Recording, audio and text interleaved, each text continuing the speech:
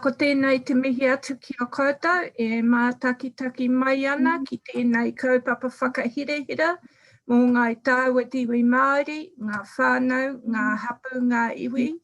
He mihi kau ana tēnei ki o koutou, a kia tātou katoa. Ko wai au, ko tāwhirirangi te maunga, mō haka te awa, ka hungunu te tangata, rongo mai wāhine te wāhine toa, taki timu te waka. He uri hoki a hau no ngai tahu, ko ngai tārewa te hapu, ngā te ira kehu, he uri hoki a hau no, he nui ngā whakapapa, ngā ti pāhau wira, ngā ti ira kehu, ngai tārewa, ngai tūhoi, ngā ti parau. Te whānaua apanui, rongo whakāta hoki i te taho tōku whaia, te taho tōku pāpā no Scotland, Ireland, Denmark ahau, i te taho tōku koia no Blackfeet Indian me Lakota. No reira, ko tēnei te mihi atu, he mihi hoki ki te taho taku pāpā, kua mate ia, no he Pākehā ia. Nā reira, he mihi anō tēnei ki a koutou. So the kōrero that I want to begin with is a kōrero that I live my life by. And this kōrero is that the revolution begins at home. That it matters what we do in our backyards, that it matters what we do in our kāinga, in our whare, on our whenua, and that it's critically and vitally important that we stay in contact with the stories of our tūpuna, with the stories of colonisation and all of that mamai, and with the long history or the long walk hikoi of our tūpuna from pre-colonisation through to this turbulent world that we are navigating now in the kaupapa of being colonised, but nonetheless still trying to assert our rights to support a constitutional model of practice for our, aroha mai, my phone is on, a constitutional model as outlined in Mātike Mai, developed by our very magnificent whanaunga Tākuta Moana Jackson and me tōna hoa Tākuta Margaret Mutu. So the revolution begins at home, and I really want to acknowledge you. I'm not used to calling you John James, but JJ and Ronnie, Veronica, for your commitment to the preservation of our reo Māori, and the way in which you're raising your children, your babies, in that kaupapa. That is an act of walking in your rangatiratanga, walking in our sovereign status as mana whenua, and honouring Te Tiriti o Waitangi. I also want to acknowledge you, Kahu, for your mahi, your podcasts, reclaiming and reasserting tikanga through the stories that you're uncovering and telling. That is an example of walking in our rangatiratanga and honouring Te Tiriti o Waitangi. And of course, your mahi Kassie with ActionStation. That is an example of walking in our rangatiratanga. So decolonisation is critically important. It's important for the well-being of our whānau, our hapu and iwi, and it's also important so that we are on the right track, so that we are honouring the actions of our tūpuna who signed the Treaty of Waitangi, and also he whakaputanga, which clearly tells us and teaches us that sovereignty was never given away. At the time of colonisation, no way did our tūpuna give sovereignty away. It didn't happen. So the generations that follow on from us, our mokopuna, and I have 4 mokopuna to my son, my biological son, but also I have a number of mokopuna from my whāngai tamariki. So they are everything. They are the guiding light. They are the manifestation of our magnificence as uri mai ngā tūpuna mai ngā atua. And so everything that we do in the here and now, I believe, relates to what the future is shaping up to look like for them. We are currently under the boot of a Westminster parliamentary or political system of government. A Westminster constitution means that the monarchy in Britain ultimately still has power over, and that our government comes out of that constitutional model that is a direct breach of Te Tiriti o Waitangi. So Mātike Mai, which began in 2009 as a constitutional transformation model of practice, or it's a kaupapa designed to transform that kaupapa of a constitutional monarchy away from the deeply racist, deeply oppressive system that it is, and a return and a restoration of our tino rangatiratanga and our sovereign rights that come with that, which were never relinquished when Te Tiriti o Waitangi was signed, or the English language version of the treaty. So constitutional powerlessness is an injustice. And it's an injustice that has a stranglehold on our people. And it is something that we really need to continue to resist and continue to fight. And I acknowledge again Matua Moana and Tākuta Margaret Mutu for their mahi in this kaupapa.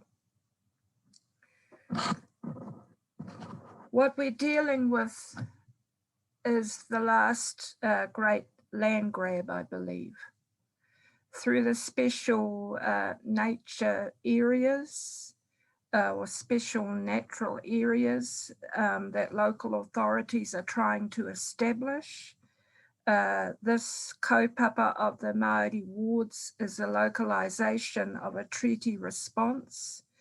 However, there is a lot of resistance to it, and we've seen all the racism coming out on social media about the Māori wards kaupapa. The Māori wards is still embedded within a Westminster political process.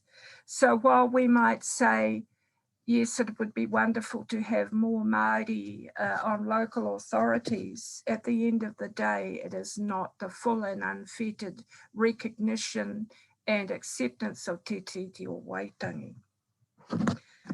Ko taku kaupapa, the revolution begins at home. So we cannot address constitutional issues separately from constitutional change. So the story that I want to share with you is around the 2004 foreshore and seabed protest. Huriana was 6 or maybe 5. Mikaere was 7 when I took them on that hikoi. Politicising our children is absolutely, our mokopuna is absolutely critical, and that begins at home in terms of restoring or teaching them their rights to step into their sovereignty as mokopuna of tūpuna atua. What else? Te whakaputanga o te rangatiratanga o New Tiriti is was, and forever will be a declaration of our sovereignty. So Te Tiriti comes after that kaupapa as a reinforcement of that declaration of our sovereignty. The sovereignty of this nation is vested in mana motu hake, the sovereignty of our hapu. Te Tiriti, Māori language version, was about vesting, restoring, or not restoring because we never lost it, we never gave it up. But the mana motu hake, the mana of our hapu.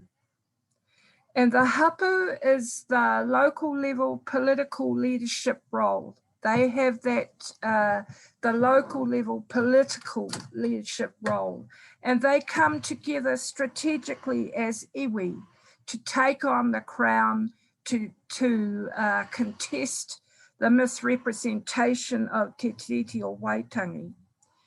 Now we have, as a teacher, I teach at the medical school at Otago University.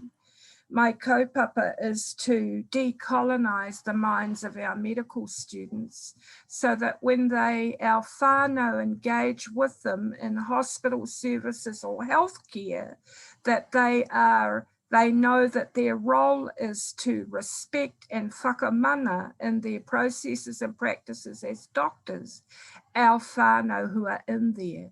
And our whānau who are in Hohipera are there because of the ongoing and enduring impacts of colonisation, because the loss of the whenua, the loss of the whenua, the loss of the right to tino rangatiratanga or self-determination, massive unemployment, massive homelessness, and all the rest of the ugliness that is an outcome of colonisation, finds our people in hospital being judged, being subjected to often to second-rate substandard health care. So my role is to decolonise our medical students so that they whakaiti themselves and whakamana our Māori patients in that context.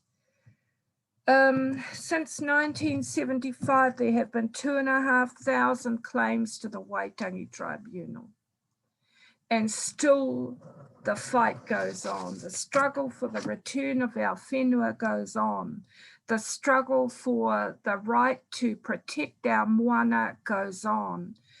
And the return, those 2,500 claims have been seeking the return of stolen lands, waters, seas, fisheries, airways, and minerals, the protection of the whenua, the protection of the wai, the restoration of our reo Māori, our reo rangatira, our culture, our tikanga, as well as equitable access to commerce, to government resources and health, housing, etc. They are entirely about the recognition of our mana and our sovereignty. So I just want to talk briefly about the story of the Ngāi Tahu Treaty settlement process, because this is a very taumaha kaupapa for me. I come directly from Kaikonei. I don't know if you can see this. Can you see this? Can you see her? This is my kuia. Her name is Huriana Puhiriri, and she's the mokopuna of the Big William and Big Mary, the rangatira for Ōnuku. She married this fella here, this our tūpuna koro, who was served in the Māori battalion, and Ngāti Kahungunu Ngāti Pāhau Wera. This is my mother, who was a ward of the state and passed away from cancer at the age of 56. These are all the legacy bearers of colonisation. Mum is a legacy bearer of the breach of Te Tiriti or Waitangi and the enduring impacts of colonisation on our lives.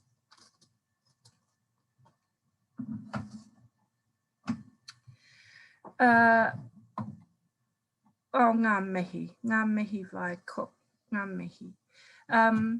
Kua mututaka kōrero I nai anei. I cannot see the speaker, just 4 viewers from Sonia Ihi Maita.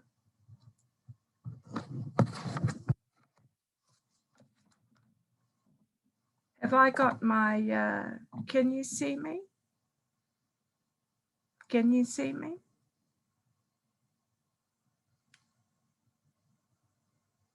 Okay. Okay, so kua tīmata taku kōrero I nai anei, ka hoa atu te rākau ki a koe e Kassie, ngā mihi mai o hā ki o koutou katoa. Kia ora. Tēnā koe whai, Keri.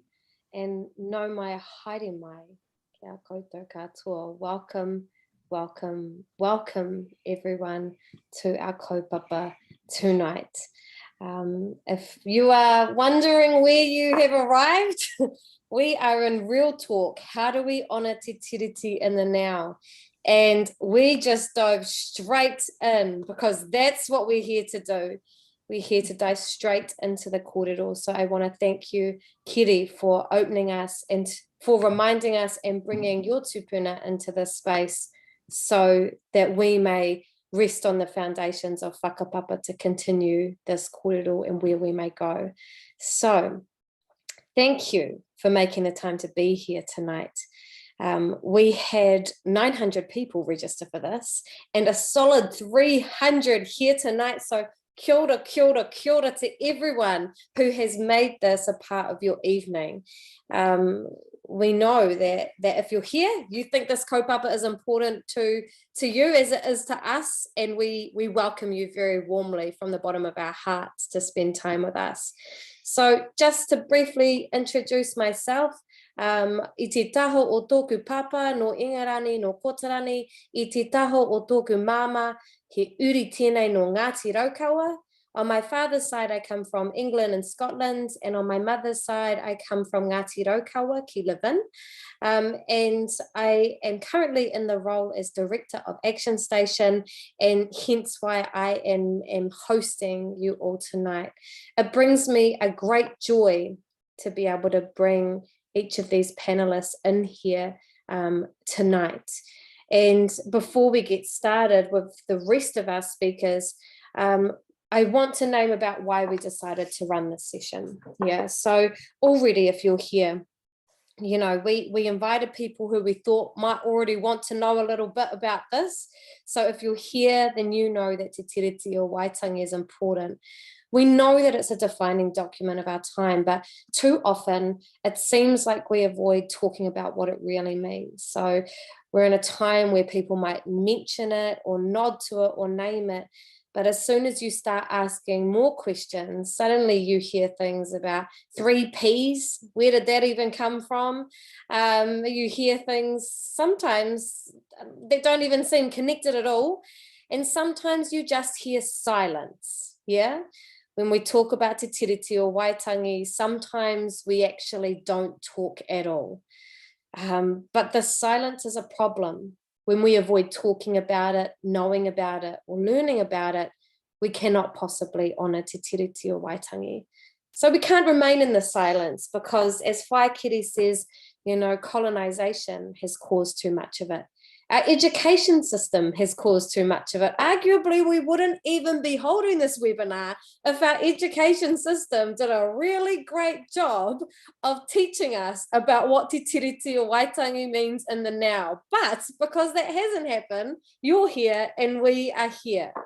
Our decision makers have caused too much silence for too long, often only bringing out anything to do with Māori or Te Tiriti when it suits them as a political football, to use it against Māori, to use it to be able to serve their own political purposes rather than the purposes of tino rangatiratanga. So we're here to break some of that silence, and it's a chance to have some real talk. We are real people, we are having real kōrero, and we're here to be able to dive into this kaupapa in a way that hopefully will build some of your knowledge. We understand that Te Tiriti o Waitangi is a vast subject. We could not possibly talk everything about what there is to know tonight. There is no way. And indeed, every single person and every single hapu has their own unique relationship to Te Tiriti o Waitangi.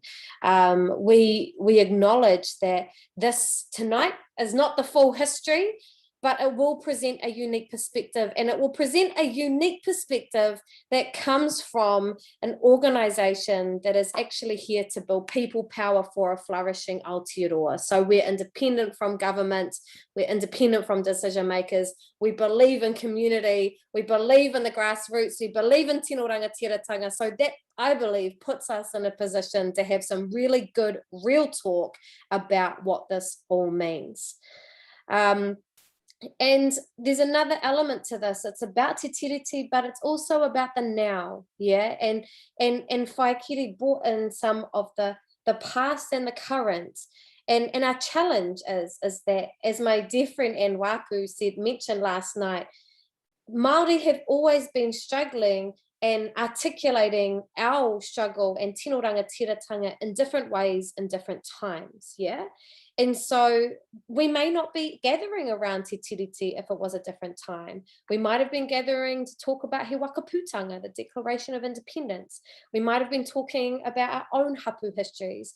But for whatever reason, we are here in this time, and right now, Te Tiriti o Waitangi has really steep meaning, and we're here to talk about how we honour that. So it's about also grappling with our present, what it means in the now.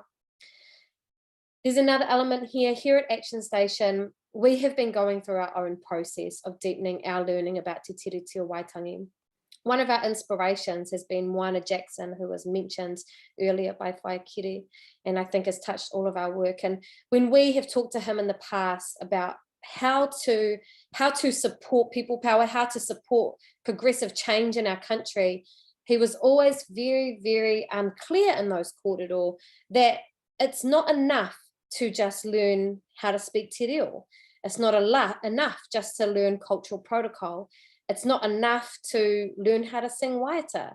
It's not enough to change our organizational names to Māori kupu so that we can make out that we're really down with te ao Māori but not do the work. What it's really about is understanding what is at the root, the history and the power dynamic that has led to why we have to have this kōrero this Thursday evening. So this is a chance to delve a little bit deeper. And at ActionStation, we are the first to say we're not experts. We are not experts in this. We are learning too. And so we thought, why not open up the learning so that we can all learn together? So to go into the root of it together tonight, let's continue our kōrero that Whai Keri has set the ball rolling on, and let's talk about what it all means now.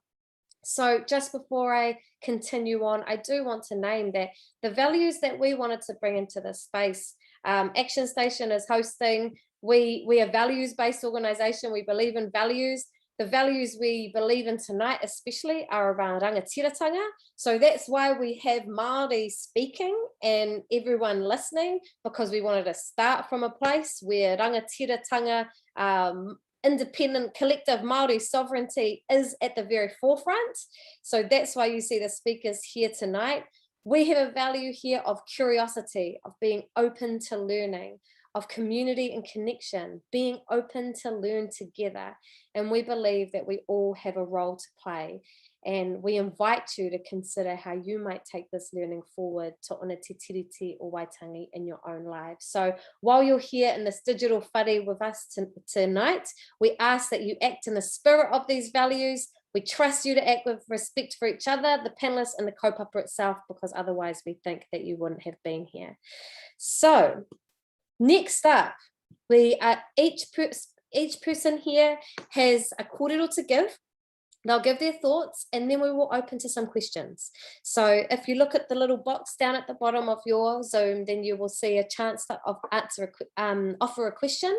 And my understanding is you can put a little thumbs up, you can upvote. So if there's a question there that you really like, then upvote it. And that means that those will go towards us, so we can offer those questions to the panelists a little bit later. So patua te tanu wha whakamā, don't be shy, get in there with the pātai, and we will choose some of those ones for our awesome panelists tonight. So the next panelist that I'm going to invite forward is our youngest panelist here, Kahu Kutia, and Kahu is a takatapui storyteller and activist born and raised in Te Urewera. She is the host and co-creator of the Radio New Zealand podcast He Kākanoa Hau, and is interested in work that uplifts te ao Māori and rangatahi Māori. So I'm just going to pass on the rākau over to you, Kahu. What does Te Tiriti o Waitangi mean to you in the now? Kia ora. Tēnā koe, Kassie. O te rā, tēnā tātou, roto nā huatanga o te pō. Koutou kua hui mai nei. Ki tēnei kaupapa kōrero, e mihi ana I roto nā huatanga o te tauhou. O te rā ki aku hoa kōrero I tēnei pō, nā rangatira koutou nā kaihāpā I tēnei mea te tiriti, te tino rangatiratanga, tēnā koutou. E tika ana kia mihi anō hoki ki oku pakeke, oku rangatira, oku kaumātua rātou nā kaiwhawhai, mō tēnei kaupapa, kua hau tēnei te mokopuna o e rā mahi. Nō reira, ai e tīmata ake oku kōrero ki reira. Ko wai au, ko Kahu Kutia tōku ingoa. My name is Kahu. And before I start, I just want to introduce like some of the intersectionalities of my identity, some of the whakapapa, so you can understand kind of where I speak from when I share my whakaaro. So yeah, I'm a storyteller, artist, a writer. A lot of my knowledge around Te Tiriti came from my university education, which I think is a privilege that is inaccessible to a lot of our whānau. And that's where I learned, you know, what Te Tiriti does mean to me and what it can mean to our people. I also learned a lot about though through involvement in kaupapa Māori, climate activism, and then working within the sector of archiving. Yeah, I'm a rangatahi, I'm takatapui. My mother hails from England, Scotland, Denmark originally in her whakapapa.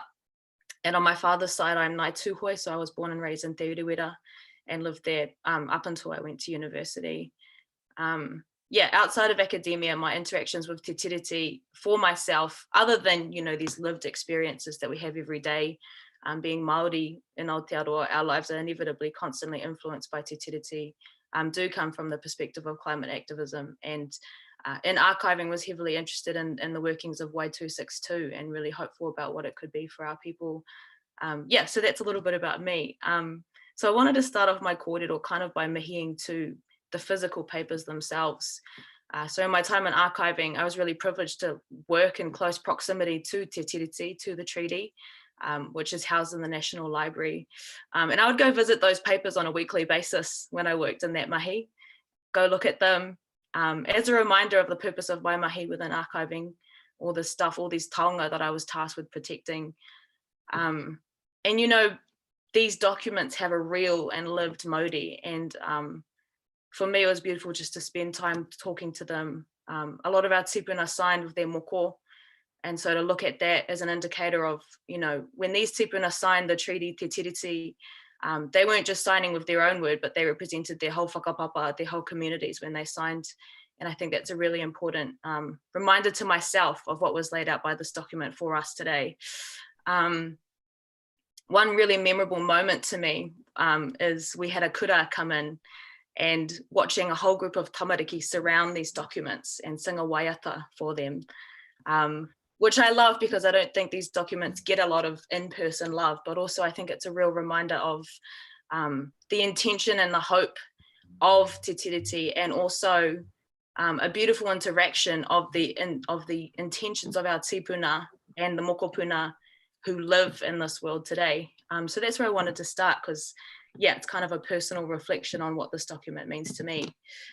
I think in terms of radically dreaming the future for te ao Māori, there's a lot of space for us to grow and kōrero beyond the framework of Te Tiriti, but this document is kind of the base guide for the collaboration of tangata whenua, tangata tiriti, and that's really what I think of it as. In that sense, Te Tiriti is what our tipuna fought for us, in the spirit of collaboration and manaakitanga as well, saying, yes, we have room here for you to come as well. This is how we can work together and live on this whenua, in this land, in so-called New Zealand. And I don't think we can even begin to understand the possibilities of Aotearoa beyond these documents. When we have this system within Aotearoa currently that can't even get Te Tiriti right, I don't think, and I'm sure my panelists will agree, the current system in Aotearoa is not a fully realised Te Tiriti honouring system. So that's kind of, mixed thoughts about this documents. And I love what you said, Whai, about, the politicising of our tamariki. And I think for myself as a young wahine Māori takatapue, inherently I come into a very politicised body and in the world. But for me, when you were saying that, I was thinking of the first moment for me where I was politicised, which was the Te Urewera raids. I think I was about 11 at the time, and reading all of these things in the media that we said about my iwi, understanding our history within Tawhai, and then not connecting that at all with what I was living and experiencing within my whānau hapu iwi. And that's the first moment for me where I was like, something's not going on well here. What do I wish people knew about Te Tiriti? I think it's really important to understand how it came to be, and it's kind of what you were saying, Kassie, from Papa Moana, around what's the power dynamics, what's the history. I think about who was invited to sign Te Tiriti and who wasn't. From a gender perspective, all of our rangatira wahine who were not invited to sign. From an iwi perspective, my own iwi did not sign Te Tiriti or Waitangi. The intentionality behind Te Tiriti and the treaty meaning entirely different things in the translations, and kind of, what went about in the creation of those different translations of these documents. So I think those are really important things to understand. These are documents of colonization, and I think that's part of the hard thing of having a relationship with these documents. And I've heard, before from tangata tiriti from Pākehā, my ancestors didn't sign this document. Why should I be party to it? But, it's like, neither did mine. And nevertheless, this is a document that influences all of our daily lived lives within Aotearoa. And I think if you're living and occupying Aotearoa, then you are all party to it. And it's important for us all in that sense to understand how we all relate to the document. This document, I really wish, I think for Māori, we spend so much time talking about Te Tiriti and what it means for us and fighting for what we want through it. But I would love for Pākehā to consider as well how they come to this document. This is, to my perspective, your passport to be in Aotearoa. This is your, open door to come and be manaakira on this whenua. And I would love for tauiwi, for Pākehā to be reflect about that more. And I think, I'm sure within this kind of Zoom call sense, there are a lot who are reflecting, and e mihi ana ki tērā kaupapa, ki tērā whakaaro. To me, I think Aotearoa, if we honour Te Tiriti, looks like tangata whenua governance of tangata whenua matters. That's mana motuhake to me. Beyond this failing system of consultation with iwi, and only with certain members of iwi or whatever, a central government process to me would look like genuine co-governance between a republic body and tangata whenua. And I think as well about the importance of organising less on a national scale, more on a regional scale, of considering within our communities, within our hapori, what those infrastructures need rather than a nationally focused system. I also think about just the idea of democracy, and I think there's so much within our democracy that inhibits people from participating, for reasons of can't access the language, can't get off work to go and vote, or don't have time to think about what's going on in a government sense. And in that sense, I think it's a real privilege to be engaged in understanding what Te Tiriti is and how to use it to your advantage, or to use it to achieve tino rangatiratanga. And I would love to see a democratic system where all communities and all members of communities were invited to take part in kōrero and understanding about what Te Tiriti could mean to them. In my world, if we honour Te Tiriti, Te Reo is the first language of the country. And I think we're on a journey towards that. But a long way to go on that. But we're doing well there, I think, in some senses. And I think of hearing Piripi Walker and Justice Joe Williams talk about the Y11 claim. And, they said when they made that claim, they couldn't have imagined that today, Te Reo would be something for tauiwi, for Pākehā as well. They were just claiming for Māori. And today, our courses are so filled up with so many people. And I think that's something that gives me real hope. for the future of our country as well. But yeah, overall, you know, decision making to be co-led with iwi, and I think as well, one of the challenges of you know, iwi settling and of governance today is that we see a lot of division within iwi, and that's within iwi that have settled and iwi that haven't. And I think about one of the challenges of the current governing structure is a willingness to only work with certain parties, and I would love to see what it looked like for government, whatever that is, to be consulting, maybe not even on an iwi level, but on a hapu level, and of the support and resourcing for that to happen. Yeah, because that's one of the nuanced challenges that I see happening within Aotearoa at the moment. I think achieving like true Te Tiriti justice feels so far away, and it feels like this massive task, and I've just said all that stuff and I'm like, that's never going to happen. But you know, it's kind of this thing of everything we dream of is possible, and the world that we live in now was unthinkable to, you know, possibly to your generation, Keri, and to those who came before us. And what seem like baby steps now can really be leaps and bounds towards the future. I think of the whakatauki whai te kahurangi, aiming for not the lofty mountain, but the clouds that settle on it. And if we set our path there, then we'll be, you know, in good stead to take ourselves towards that future we all want for Aotearoa collectively. Yeah, and I think that's what I mean as well when I think, I think Te Tiriti justice as well is to be realised in our daily lives, in our whānau, our hapu, our iwi, and it can really start there in how we action with those we interact with on a daily basis.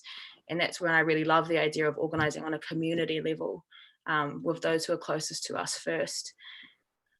So some calls to action, and I am speaking in this specifically to tangata tiriti, to tauiwi, to Pākehā, because I don't speak for any Māori other than myself, and I do not intend to, but to those of you who are interested, calls to action, it may not fix everything, but learn te reo, educate yourself on the history of Te Tiriti and Aotearoa, learn about colonisation, and as well, when you read that history, understand who's written that history.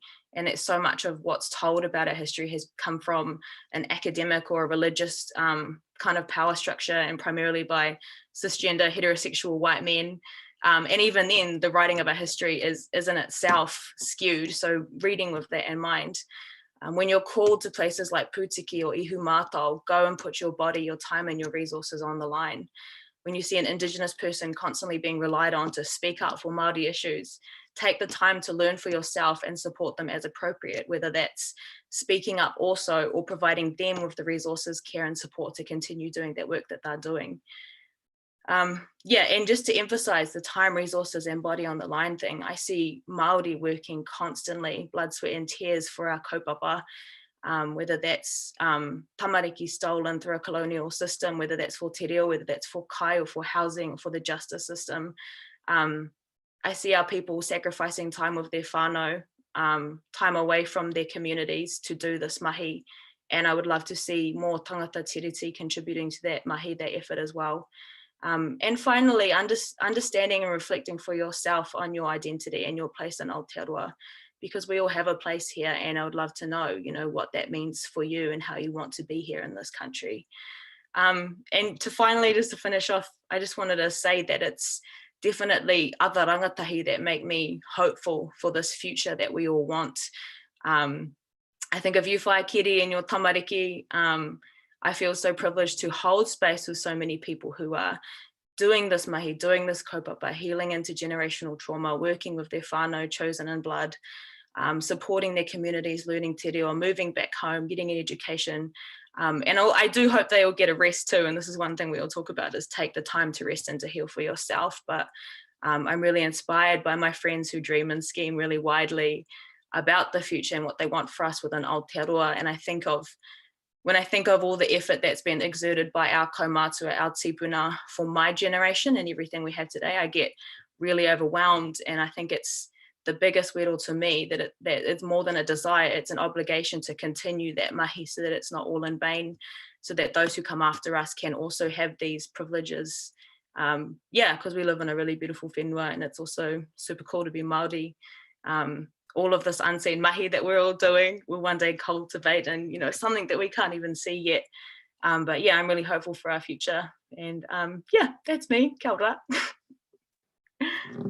Tēnā koe e hoa.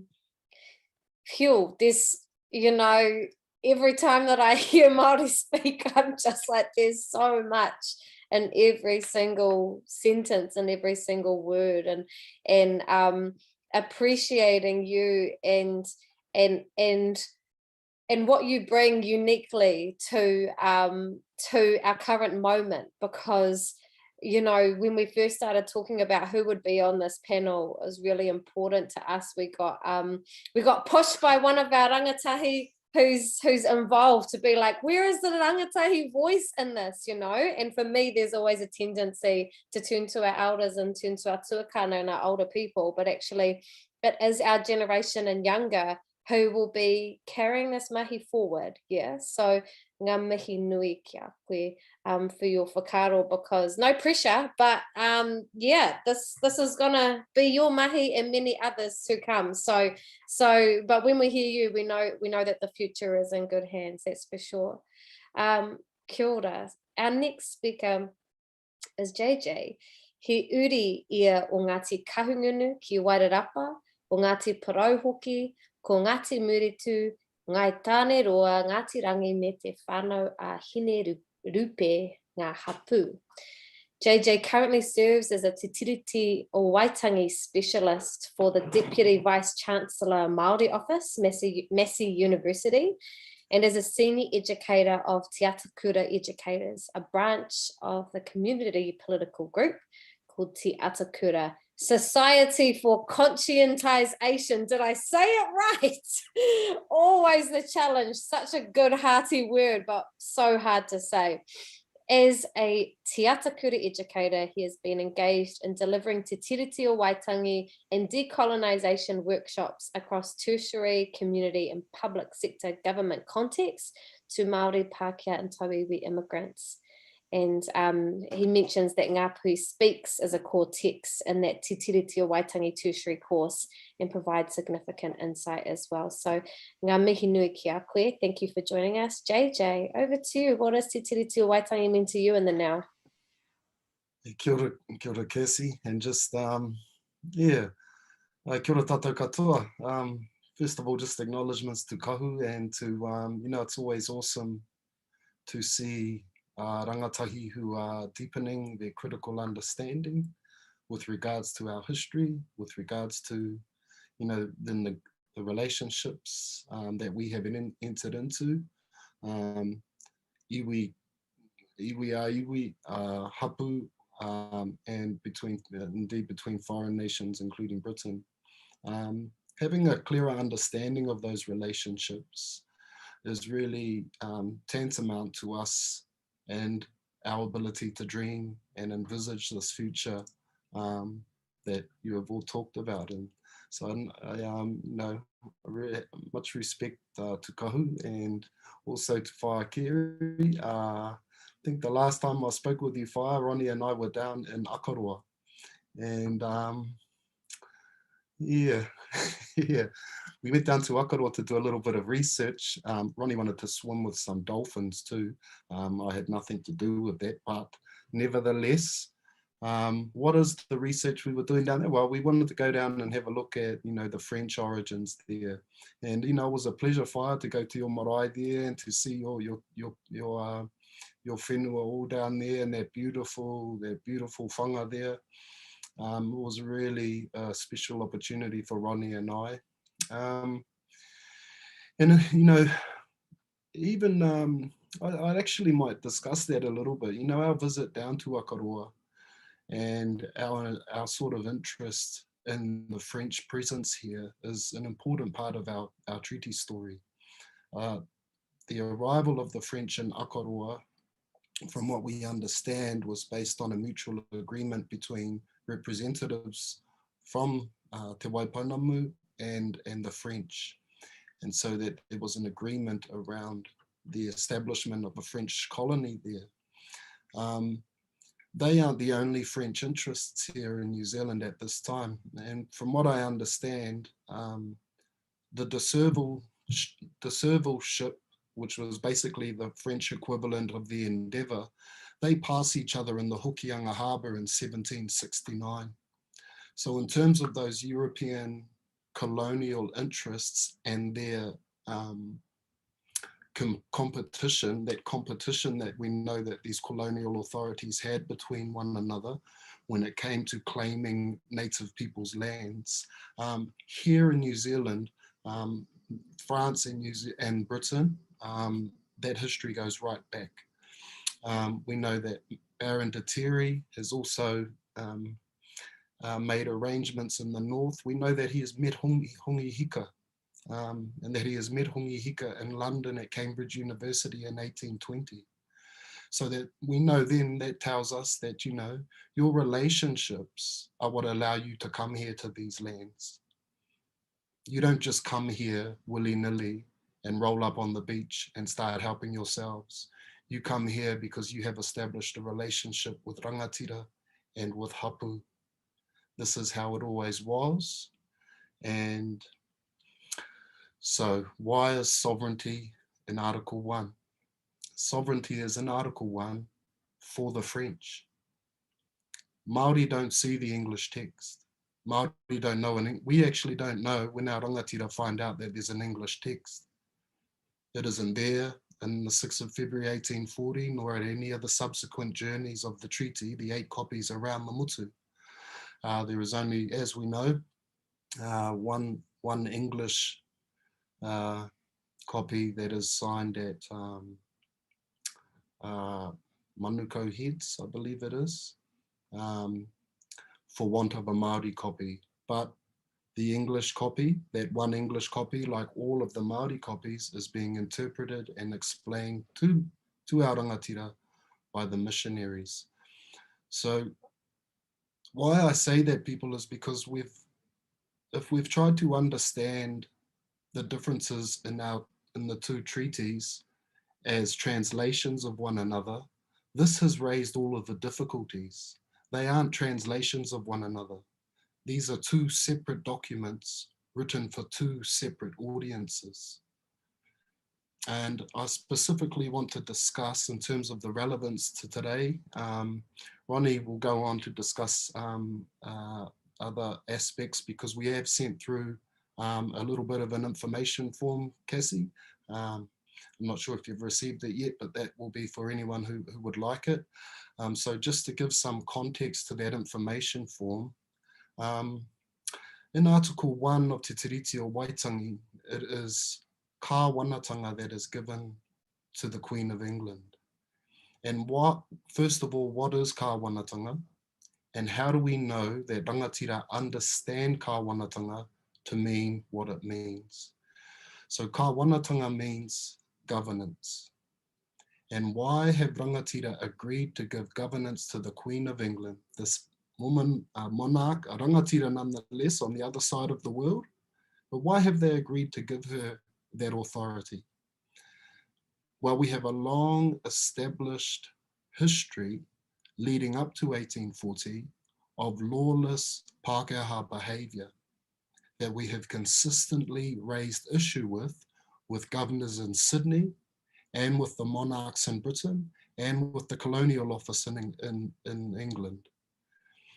And the whole point of this is to allow Britain to have some control over their subjects that are living here and that are behaving lawlessly. Now, not all of our rangatira agreed to this. Many rangatira were like, no. When I go to France, I abide by French laws. When I go to London, I abide by British law. When people come here to these lands, they should abide by the tikanga and kawa of hapu. Nevertheless, kāwanatanga is consented to and given to the Queen so that she can govern her subjects that are living here. Now, how does that relate to today? Well, of course, kāwanatanga today isn't just exercised over the descendants of British subjects or over our Pākehā whanaunga. Kāwanatanga now is exercised over rangatiratanga. As Māori, we have a couple of options there. We can challenge kāwanatanga and attempt to assert rangatiratanga, that is, our independence, our autonomy, our political autonomy over our peoples, our lands, and all of our treasures. We can attempt to do that, but often what that results in, especially where rangatiratanga conflicts with kāwanatanga, it often results in us in handcuffs and being put into prisons or being subjugated in some other form or fashion. And so whilst that is the case, that kāwanatanga is being asserted over rangatiratanga, and whilst we don't want to spend our lifetime in prison, it is incumbent upon the Crown, that is the New Zealand government, to exercise good governance.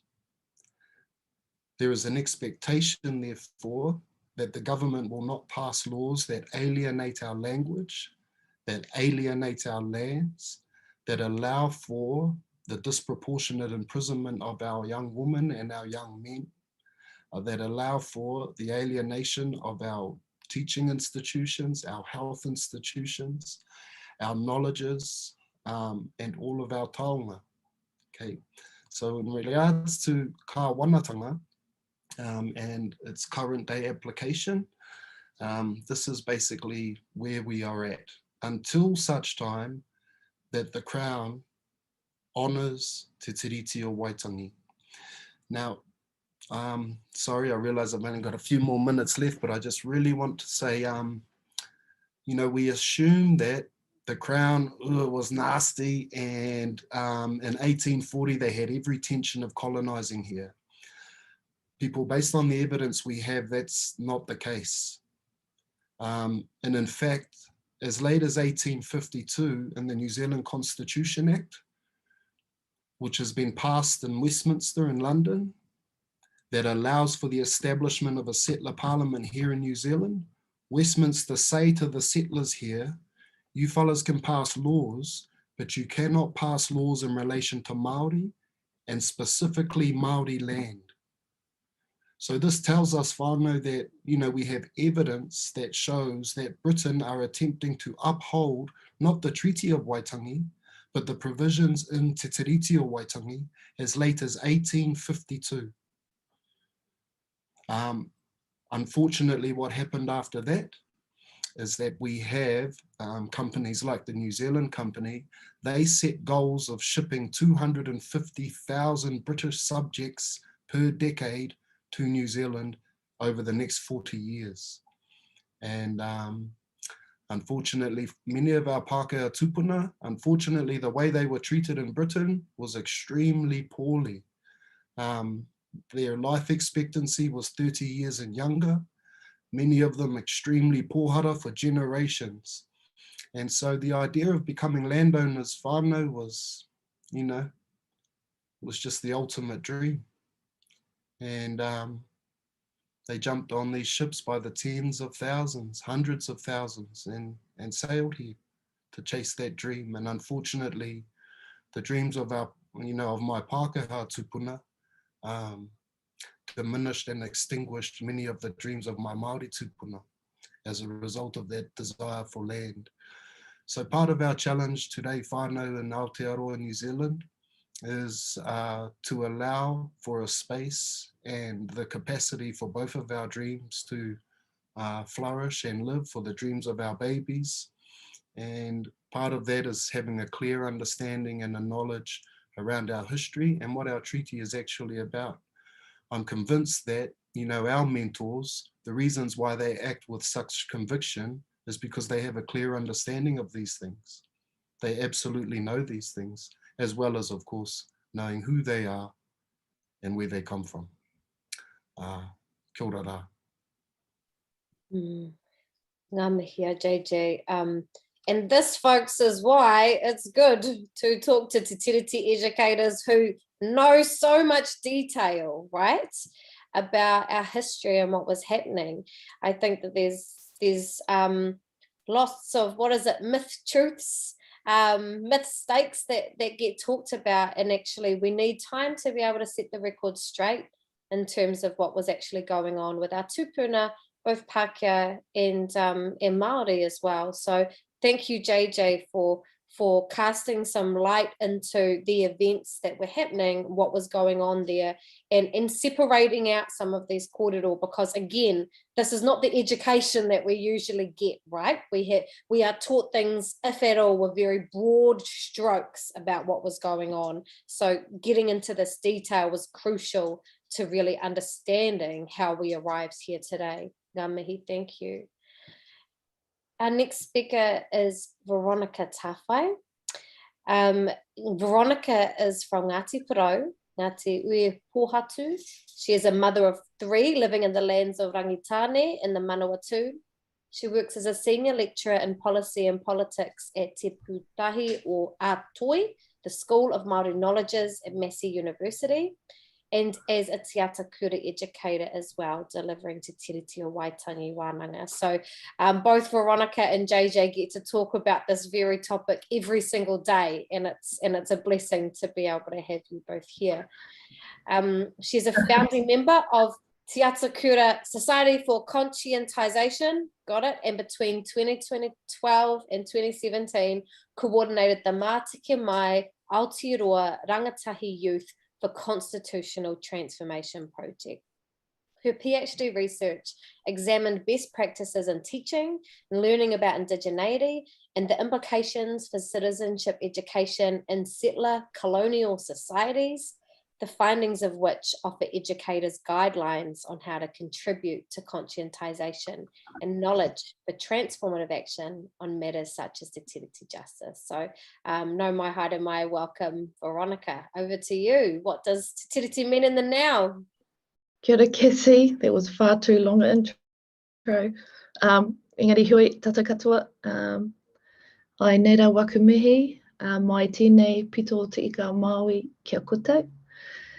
Hui, he mihi ki ngā tini ahu o te wā. Ngā tini ahu e pāmai nei kia tātou tēnei wā, nō reira. Mihi atu ki e rā ahuatanga tukuna te Māori kia rere, hui te hei Māori ora. Ai hiuri tēnei o te tairawhiti, Ngāti Porou, Ngāti Upuatu, waku hoki, ko waku tupuna Pākehā, mai ingarangi a mai a airene no reira, neira ngā mihi. Ki tēnei papa kōrero, kia koutou tō tira mahi Kassie, ki ActionStation, huri noa, kia tātou katoa. Thanks Kassie for inviting me. I just firstly wanted to mihi to you, Kuka Keri. Kuka Keri's heard this story, but she is the one who first introduced me to the notion of settler colonialism and the notion of the idea that across different places where Indigenous people have been colonised, that we all experience and suffer from the same problems and challenges stemming from the killing of our identity and our wairua. It was her work, I must have read it at about 18 or 19, but it was the background evidence to the Aotearoa, the youth suicide prevention strategy.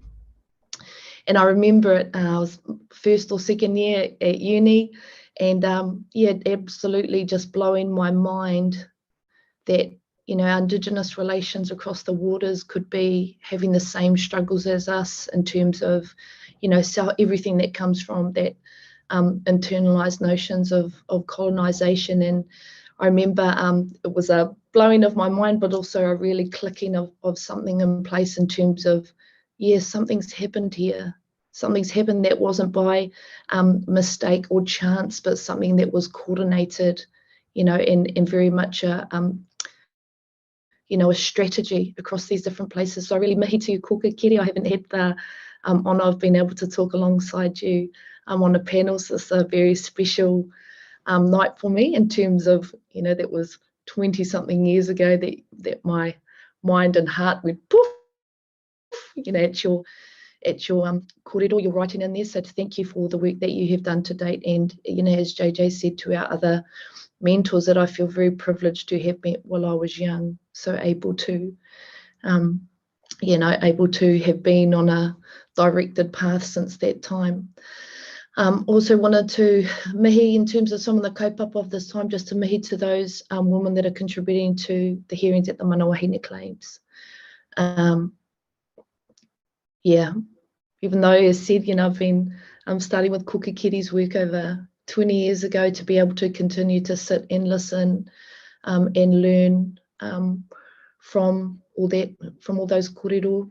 Yeah, it's just, I think we live in a very privileged time in terms of the flow of information that is available to us, and so the new and renewed understandings that we can have, and the power that we get from that in terms of, as you say, Kassie, conscientisation, or just, you know, the learning for the purposes of action. Because that's the main thing, and that's why I like your kaupapa, Kassie. I like the kaupapa of this kōrero, because of course we can continue to learn, but then the other half of it is definitely, so what are we going to do about it, whānau? You know, what are we going to do? And so you're going to have to wave at me, Kassie. Having only 15 minutes is going to be the challenge of my week, but very good, so just wave at me, sis, when I'm done.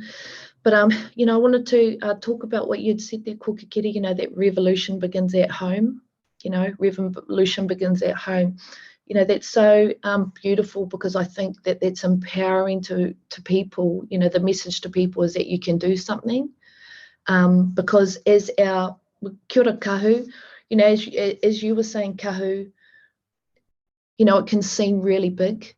It could seem really big, and the work that Papa J and I do, you know, is that we take people through, you know, journey as to what's happened with our tiriti, and often immediately after that, particularly after going through the changes from 1860 to 1900s, people can feel so completely overwhelmed, because having learned about what's actually written in Te Tiriti in the treaty, you know, as John James was pointing out in terms of sovereignty, you know, England neither had the resources nor the political ideals at the time with the humanitarian movement to enforce colonisation that was for the French in terms of keeping them out, you know, and other colonisers, Spain, whoever, etc., etc.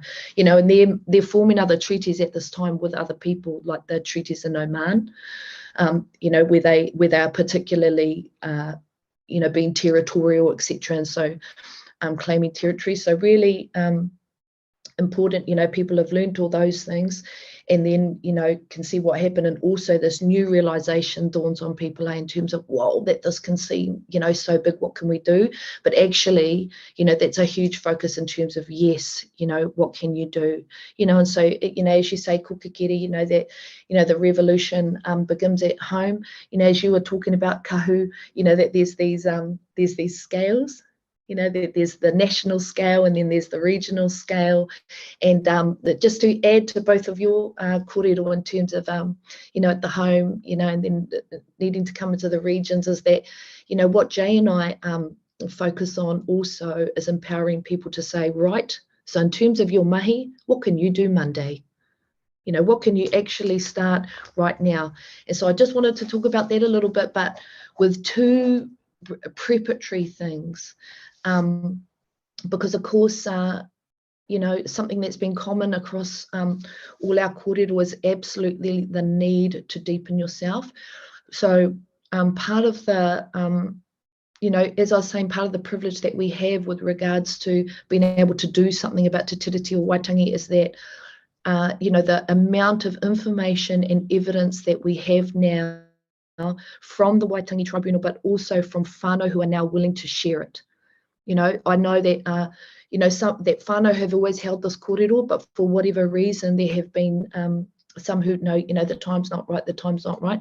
But you know, it appears to be that we have so much information now available to us that has otherwise been suppressed about true, you know, what is it that our ancestors entered into in terms of that agreement. And so people, you know, the importance of just really, you know, spending some time to look deeply at our tiriti texts and the treaty texts, as Jay said, and instead of just believing or going with some common, you know, some common myths. Because as I said, this is what Jay and I do every single week, and you know, no one should feel ashamed or guilty about what they don't currently know. You know, because this is a huge thing that stops people looking into it. It's a whakamā factor, and whakamā sort of goes a long way. It has this continuum where, one, people feel ashamed because they feel, oh, I should already know that. You know, I should already know that. And so we're just asking people to apply their critical analysis to that feeling, you know, to really bring it up. And it's like, well, why should you already know that? Why is that?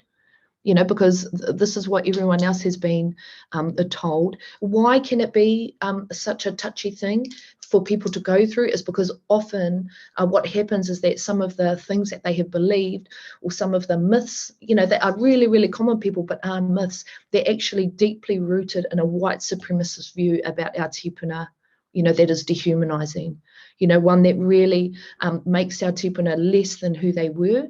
And so when people can come into this realization of, oh my gosh, yeah, no, you know, oh, our tipuna didn't just sign away their sovereignty, and look, governance wasn't even over them either. You know, that was just for British subjects. Like, people can go through this huge, just some personal conflicts about what they thought beforehand. And so what, you know, and I think that on a spiritual level, some people have a sense of that, and so they don't even go into it in the first instance. And what we're saying people is, you know, there have been, you know, these stories about Te Tiriti Waitangi, you know, have been specifically and, you know, purposefully suppressed, you know, so that we don't know about our ancestors. Why? Well, one, because it absolutely, you know, raises the fire in you once you know what was the case. But, you know, two, because the more people that become aware of what it was, the better that we can, you know, work towards it. So this is where we then have documents on one hand, like Mā Tiki Mai Aotearoa. Yes, Kassie, kia ora tō leo Mā Tiki Mai rangatahi. Been a few years now since we think that kaupapa, but we are amazed people are picking it up. So thank you for honouring that work, ko Keri. So we have that on one hand, and this is what we're saying in terms of you know, provisions, you know, of Te Tiriti and the treaty, and then, you know, as Jay was talking about, then some of those principles, because we all know, people, you know, that the word principles is almost like a treaty swear word. You know, that we shouldn't be referring to principles, and it is because they absolutely have been used to diminish, rewrite, you know, the terms of, you know, our treaties in a way where when we are then interpreting things in a manner that actually dehumanizes our tipuna. You know, however, on the other hand, we also know that people in the workplace, that this is often exactly what they're asked to report on. You know, that they are said, you know, how are you honouring the principles of the treaty? And then a woman we had in a workshop yesterday was even saying, you know, that they've even the thing that squashed right down, that they actually didn't want to know about principles, they just wanted to know about 3 Ps. You know, so some of the things that we do is that we're like, right, yeah, we know, you know, which are, you know, absolutely amazing at the time, but when we were then explaining to her, oh yeah, so the 3 Ps aren't the principles of the treaty, that's one set. You know, and that there's actually not even a list, you know, because people are making them up all the time. Like, for example, Jay and I were with DOC last year, Department of, you know, of Conservation, you know, beautiful rōpū, absolutely fabulous, you know, their 4 principles, 2 that we've never heard of, you know, that those types of things happen. So we say to people, okay, well, if you have to talk about principles at some point, that they must be connected to the provision and the actual spirit of that provision, the spirit of that text, like why is that thing in there? And so that's why first and foremost, people, in order to be able to honour, you know, Te Tiriti today, you must deepen, you know, your understanding and knowledge and your familiarity with the text. You know, let's get intimate with our Te Tiriti people. Let's go on there and have a look. And, you know, it's I wouldn't say sexy, but, you know, people, just get in there, you know, read, don't be afraid, you know, snuggle up with your whatever it is that you need to and start reading up on the treaty. You'll be amazed at, you know, the foresight and whakaro of our tipuna. For, you know, as well as just spelling out some of the facts, people. So how much longer have I got, Kassie? Go tell me. All right. Okay. Yeah. So, for example, I just wanted to give some examples, because the thing is that why there has been such a huge focus on tino rangatiratanga is because that's what's been absolutely squashed and killed in us, as well as whenua. You know, so te tino rangatiratanga o rātou, you know, whenua o rātou kāinga o rātou taonga katoa. Like, yes, there's been a huge thing on there, but that reflects much like the treaty claims themselves, people, is that we've had these emergency things that we need to deal with straight away. Whenua, just about, 3% by the time, Kui Whina and that came, reo, just about dead, So we've had all these emergency tribunal claims, but as you can see, we're moving into the kaupapa claims, so things like manawahine. And as said, not that they aren't totally just important, but we just had these really urgent crisis of, things with manawahine as well, absolutely, but this is what our people have chosen to focus on immediately. Same thing we feel in Te Atakura educators about Te Tiriti. That we sort of talk about tino rangatiratanga, and we talk about whenua, and then there's been that thing on taonga, but people, that is one article of Te Tiriti. Please do not neglect the other three of them. For example, even what Jay was saying. So I know, not that thing, Kassie, but, one of the questions is what's your own personal connection? Well, I know that actually when we look at kāwanatanga, the story about kāwanatanga, about, because there's lots of myths around that, people, as Jay was saying. One, that our people had no idea what it was and just signed it anyway. Or two, that it actually means governance over us, but we were like, oh yes, fine, take it. Well, those two notions just there, and there's many, they dehumanize our tipuna in terms of that they, that's a whakaiti of them. And I had never believed that, and so looking into kāwanatanga, oh hello, who is it? They're tipuna up north Te Pahi, going over there in 1805, right throughout the Bible. The word is in the declaration, he wakaputanga, and so, and me saying, wow, 1805 Te Pahi's got, so, and this is all kōrero from Ngāpuhi Speaks, in terms of that. So, so grateful in terms of that. And so, and that's the thing in terms of, and oh, wow, no sweat to just go over to, to go over to Sydney to see the governor in 1805. Well, hello, that's because we were there so often at that time.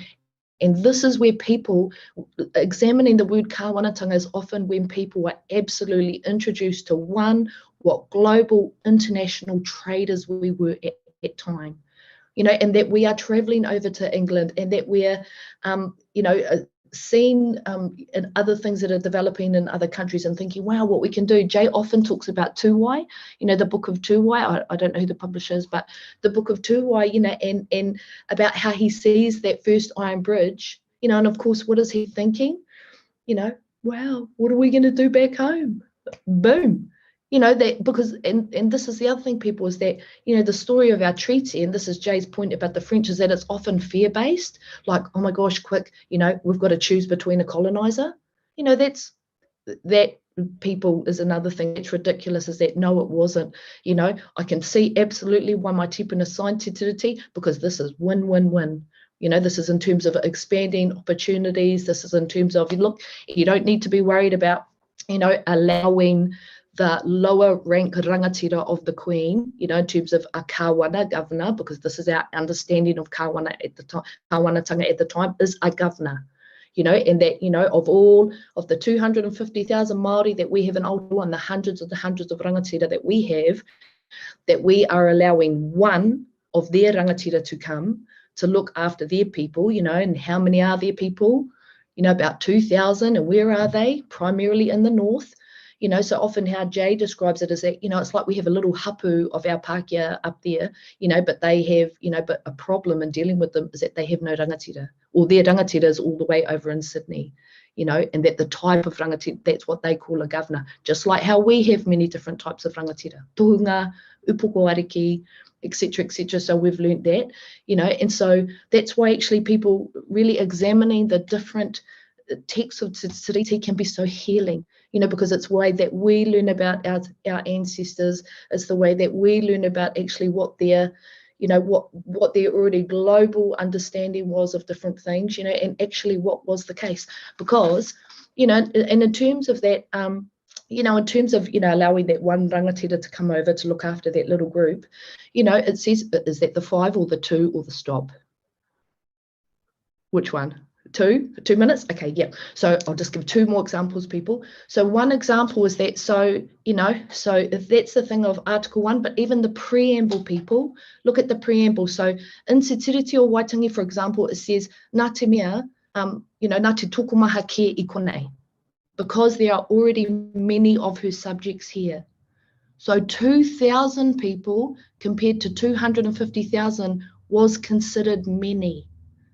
Okay, that was considered many already, so the whole notion, and this is where it does get, it can be emotionally challenging for people, but this is where, this is why people, so when you're looking at things like, the signing of the treaty was the start of this beautiful new nation and partnership, that is just not the case. This was a Māori country to continue based on kawa and tikanga, that yes, we welcomed anyone here on their understanding that this was the first, that this is the law of the land. This is the law of land, so definitely welcoming people in, but this narrative that has been brought up about that together we're going to, run the country, that can be painful to look at, but that was just simply not the case, people. Just look at that logically, what that the rangatira of the one rangatira of the 2,000 was going to partner with hundreds and hundreds of rangatira over hundreds of thousands of Māori.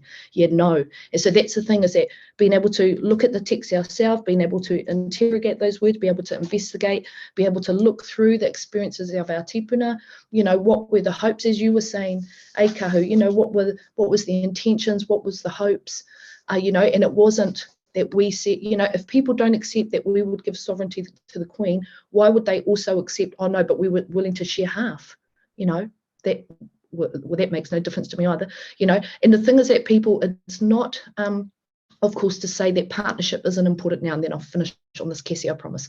It's not to say that partnership isn't important, because it really is important, but people know that it's important in the now, in terms of the current context we have.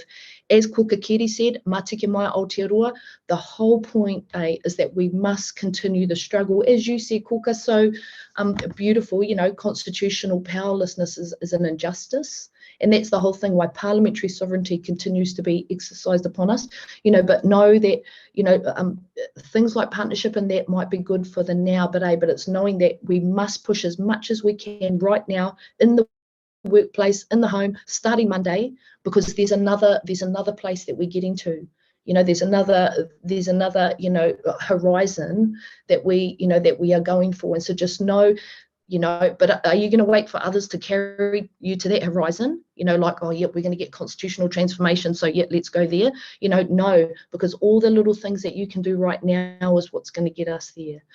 So please, people, snuggle up with your Tiriti text and get to reading, okay? And deepen yourself, people. You can do it. It's amazing, healing journey. You're just going to be so in love with your ancestors. Kia ora. Ngā mihi ihoa, and so many quotable quotes within that whole kōrero, aside from all of the actual, theory and history and knowledge, just, the whakamā factor. Hey, I mean, I've never heard that kōrero before, but it makes sense. And that's why we're here tonight, is because shame just stops us from being able to do anything. So love that, love the snuggling up and the intimacy with Te Tiriti o Waitangi. Gosh, so excited, I don't even say my words right now. And bringing just some realness here to what we understand to be Te Tiriti o Waitangi. Ngā mihi nui ki ake.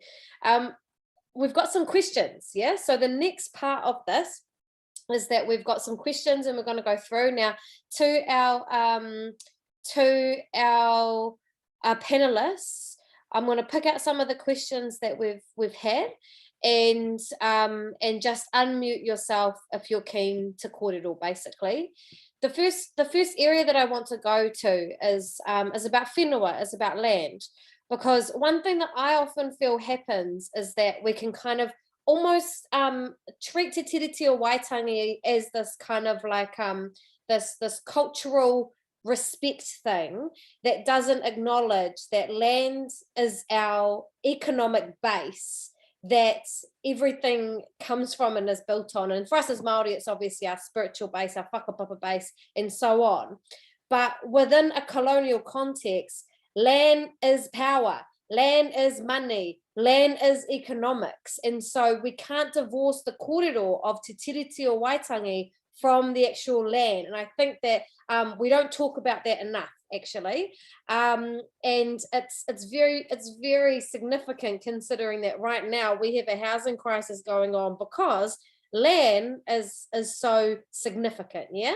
So the first partai that I want to ask, there is a part here that's to you, Keri, as well. A couple of people have mentioned about the significant natural land areas and seeing them as a land grab. So I don't know if that's something that you want to talk to in there.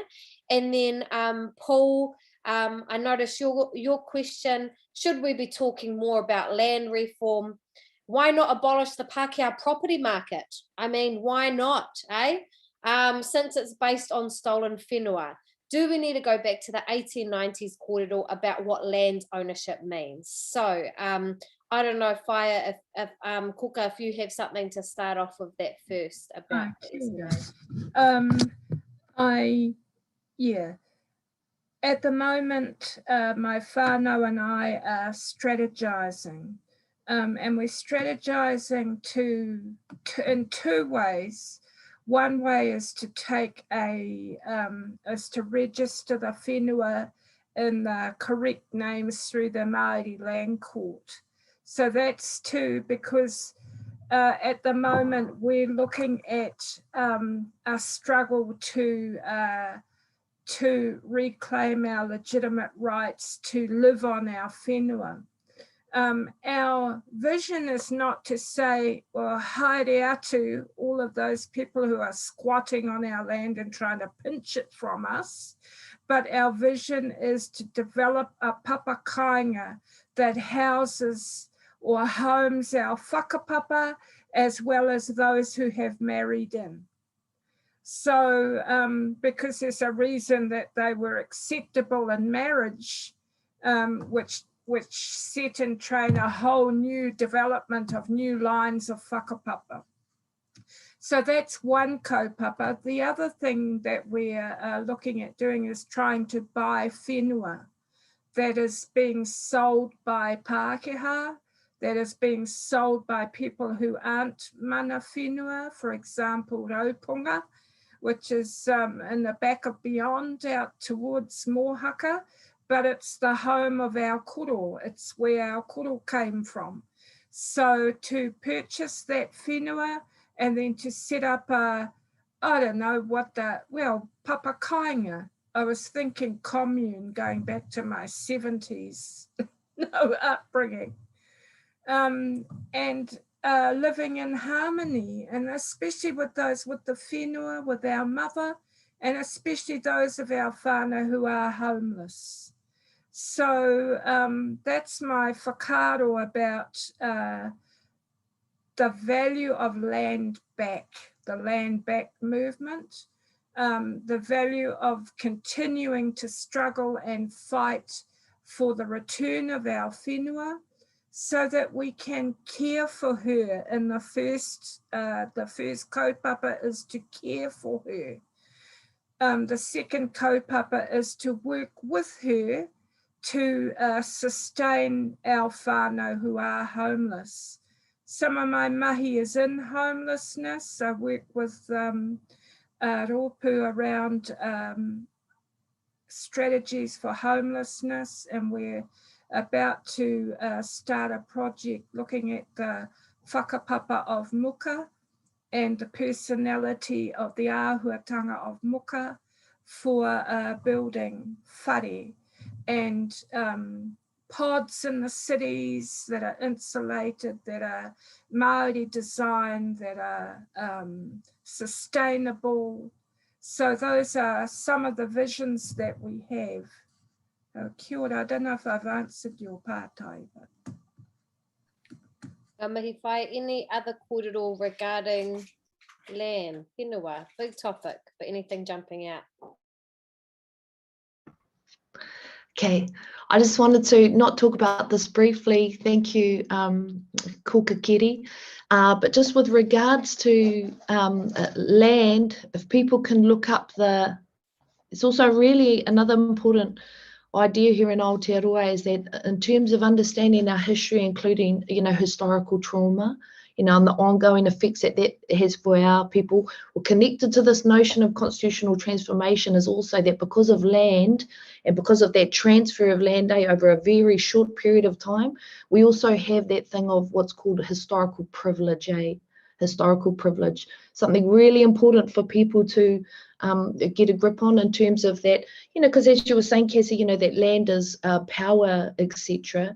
And, historical privilege can help highlight that idea in terms of, it's intergenerational power, in terms of, in terms of that very short period of time, nearly the entire land base of Aotearoa has shifted into the hands, of our Pākehā ancestors, and then what's that meant for all their, descendants to come in terms of the structures of society that have been set up.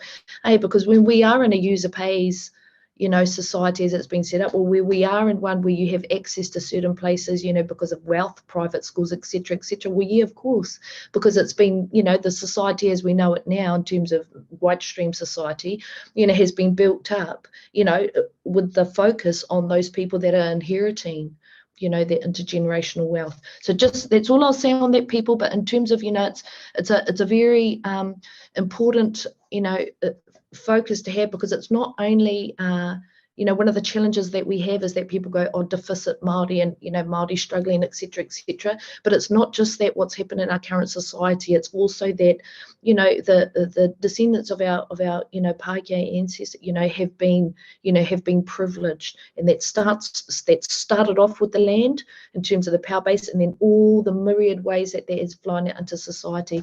And so you can read more about historical privilege from Whāriki, which is a research unit and thing. Just put in Whāriki historical privilege. There's also a Pākehā professor called Richard Shaw, who has just recently, they had it in Stuff as an opinion piece, but he, for example, talks about how land in Parihaka came into their family's place, and so they went from being incredibly poor, oppressed Irish people to, rich landowning British, and the change in that thing and everything that means for him as a professor. So absolutely, look up those two people in terms of learning a little bit more about those ideas.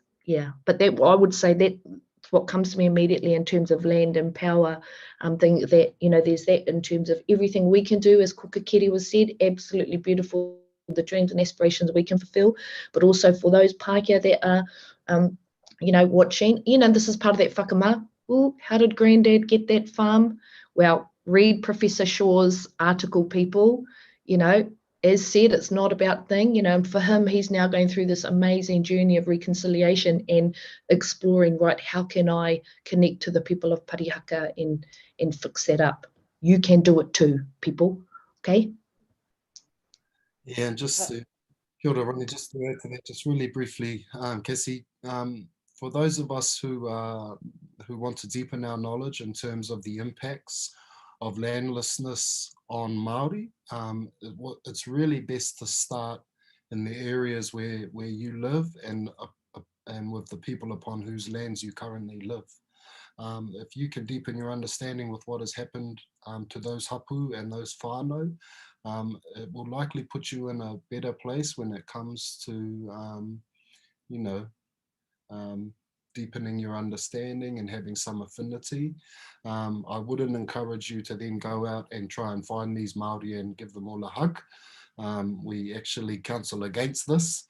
But what is good is if you, you establish relationships and some of your Māori friends, if you get the opportunity to talk to them about these things and they like to share them with you. Because of course, as hapu and whānau, many of the challenges that we have in relation to land now is that, and this will differ per region, our experiences with land alienation differ by region. How it occurred in Taranaki is different to how it occurred in Wairarapa. There are fundamentally some things that are the same, but the impacts and the manner with which dispossession occurred can differ between region, and it's really important to understand this. In my particular region, one of the challenges we have when it comes to land is around making sure because of course economic development is one focus. However, you know, if we just throw money at our people, this isn't going to help things. What we are attempting to do is to include our people in the development of our land, that our human, that our whānau resources are just as important as our remaining resources, and that hopefully we build these things together.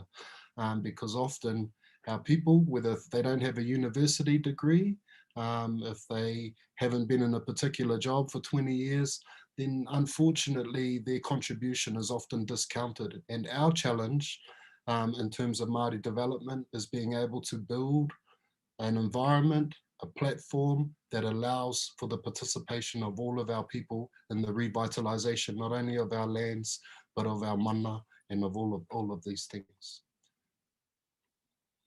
Kia ora. Kia ora. Honestly, there's so many good questions in here. Like I'm just like spending time being like, oh, these are some beautiful Hāti kōrero. So aroha mai, we won't be able to get to all of your questions, but I'm trying to find some themes that are coming through. The next one I wanted to just bring about, because it captured me a little bit, is when do you think Aotearoa will adopt or achieve rangatiratanga? Kahu, I think you should have a kōrero, darling. Come on. Oh, well, I mean, I don't know that I have that much whakaaro to offer on this. I think this is one of those things that is just really hard to imagine, you know, when I talk about what rangatiratanga means. Will Aotearoa achieve that on a national scale? I really don't know, but well, focused on that as a long-term dream, I think for me, again, it just goes back to my own communities and my own hapu, my own iwi, and just investigating what rangatiratanga looks like in that context. And, you know, everyone's talking about whenua, and the thing that occurs to me is te urewera and the return of te urewera to our iwi. My parents met through DOC, so I grew up actually in a kind of department conservation framework, and then when our iwi got our whenua back, and just to investigate, you know, what that looks like, to learn about the history of what it meant for te urewera to become a national park, a site of conservation, and then what it can be for our future now. Like that for me is rangatiratanga, when our iwi, our hapu can feed from, can live on, can live from our whenua. So in that sense, I think, you know, I'm not thinking too much on rangatiratanga on a national scale, because I really don't know what that looks like. But, you know, me and so many of my people just dream of that return home, of that connection of living with our whenua and what comes from that knowledge, identity, well-being. So that's, I guess, where my whakaaro are centered on it all. Kia ora. Any other whakaaro there? I think that there's a wairua and a psychological kaupapa with this, and that is that if we believe in our rangatiratanga and our rights to exercise our rangatiratanga, and we go forth in the world aha ko te aha in that way, then the kaupapa starts to embed within our wairua, within our hinengaro, within our tinana, that we are entitled, that we are mana whenua, that we can exercise our rangatiratanga aha ko te aha. So I believe in the power of that as a kind of baseline starting point, because if we're going to say, you know, our whenua has been, all these XYZ people are not from our whenua, but they're living, squatting on our whenua, you know, we kind of stop ourselves. We stop ourselves, we undermine ourselves.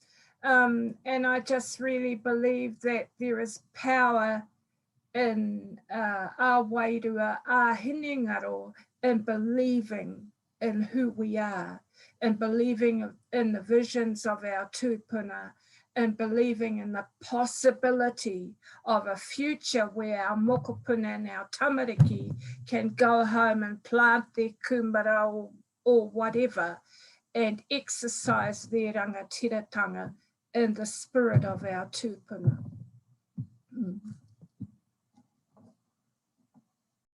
Tika tō kōrero, wā mihi.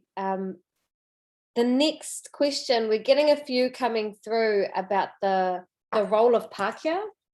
And so one of those questions is, as a Pākehā, I struggle with knowing when I should use my voice and when I should shut up and let Māori speak. What advice do you have for us to be better allies while also not taking away from time and space from Māori? And just before, sit with that for a second, but there's another related one in there as well I just wanted to share too. Both of these are anonymous attendee, and the second one says, hearing Kahu's wero challenge to be tangata tiriti who assume responsibility, share the load of education, share the work of advocacy, and so on. Tēnā koe ihua. Any further thoughts from any of the panelists and how Pākehā can do some of this mahi, especially when it comes to sharing mātauranga Māori or Māori knowledge that has been gifted to us by Māori educators? I don't want to share what isn't mine to share. I also feel I've not been lent all this learning and understanding just for my own benefit. So Veronica, looks like you're ready to go.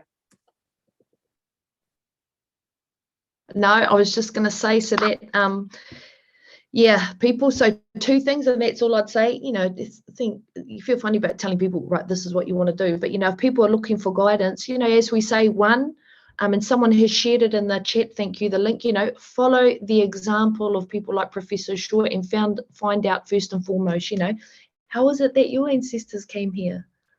You know, how is it if you do own land in Aotearoa, you know, how is it that you came into that and to have that connection to place? And as I said, that's something really scary usually because people don't want to look at that. But we've had the same problem in terms of Te Tiriti people and in terms of you know, Māori currently in society, is that, you know, wider society, Aotearoa, you know, we want to learn te reo, you know, and we want to be able to, you know, do the haka, you know, we want to be able to put a koru on the tail of our plane, you know, but we don't want to talk about, you know, the human rights atrocities and death and destruction and taking of the whenua, you know.